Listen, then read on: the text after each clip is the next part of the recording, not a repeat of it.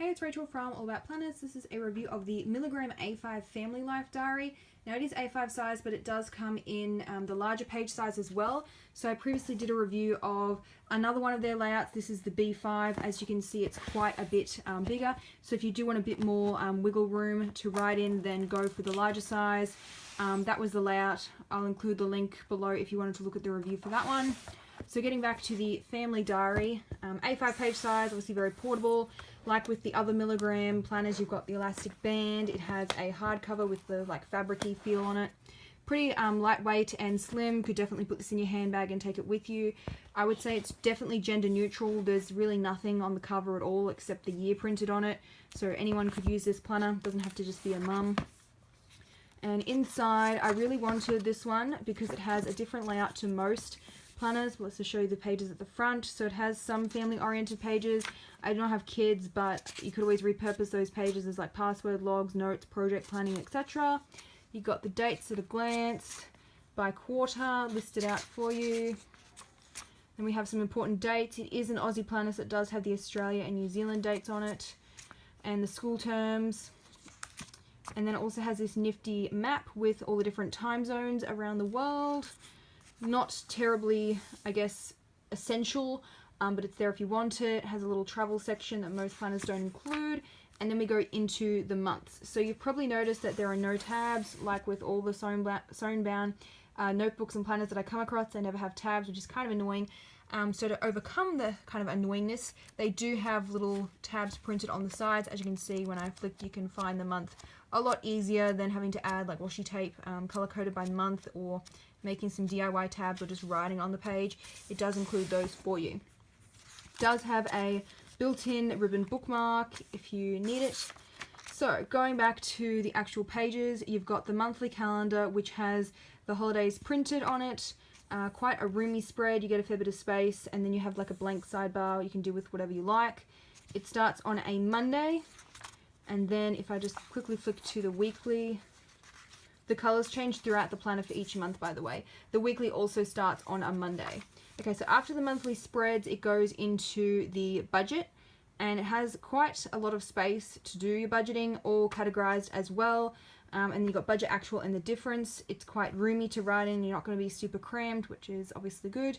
I'm not too much a fan of the October colors, nicer colors. There was a purpley one. The blue's not too bad. Don't mind that one. Where was the one that I liked? It's towards the back. I'll just show you this one because it's nice and bright. So, the weekly spread, you've got a this week section. I really liked it because it doesn't have a lot of space for the days of the week, so I really only use days for just doing blog planning, putting my blog posts in there, and then I basically just use a planner for a giant to-do list and project planner.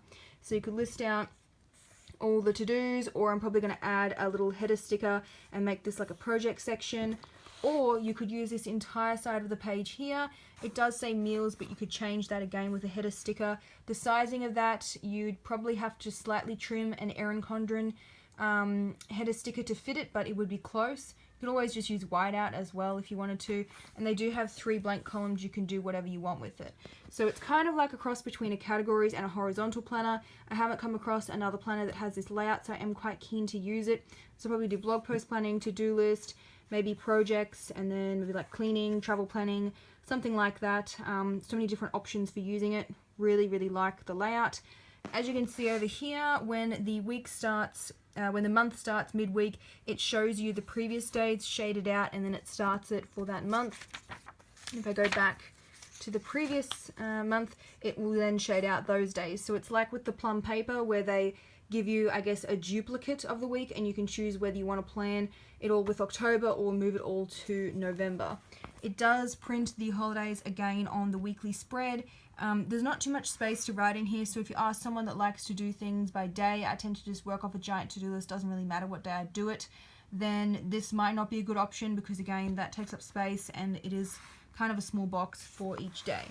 You get the little dates at a glance, which is in like the tiniest font I have ever seen. Printed up the top. I don't really refer to them anyway though, so it doesn't really matter. Just to give you some size relation, that's my finger, so you might need some glasses to read those dates unless you get up real close. It does have the little week numbers printed as well. And if I keep going, some of the colors, which is why I said it was gender neutral, they're not typically feminine. They're just like reds, browns, blues, oranges. So anyone can use this planner.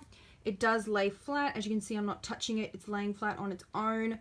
It's got some dot grid notes pages at the back here. Quite a few of them actually. And then, oops, we go to the pocket folder, and it does have a couple of stickers in it. The stickers are kind of random. I probably wouldn't use them. They're not to my taste with the colors, and I don't really need to use like a jerseys sticker and basketball and stuff. They're there if you want them. They are quite big, so that would take up the whole height of the weekly daily section in the spread. So yeah, I mean, it's cool that they're included, but I probably would never use them. As for a pen test, I did do one in the B5 version, which I'll just quickly show you in case you haven't seen that one before. Where is it? Just click past it. Okay, so like with most planners, it's not perfect. There is a bit, sorry, I'm just rearranging myself, a bit of ghosting. So I did the usual ink, gel pens, fine tip, and some highlighters. And as you can see, basically all of them show through the other side. So really like the layout. It's very functional. However, the paper quality could definitely be improved in the Milligram planners. I'll include the full review of this one in the link below, and I'll also include a link to a blog post which will have all the photos of this one as well if you wanted to go back and have another look as well. So don't forget to subscribe to my YouTube channel. The button's below. I usually post a new planner review video each week.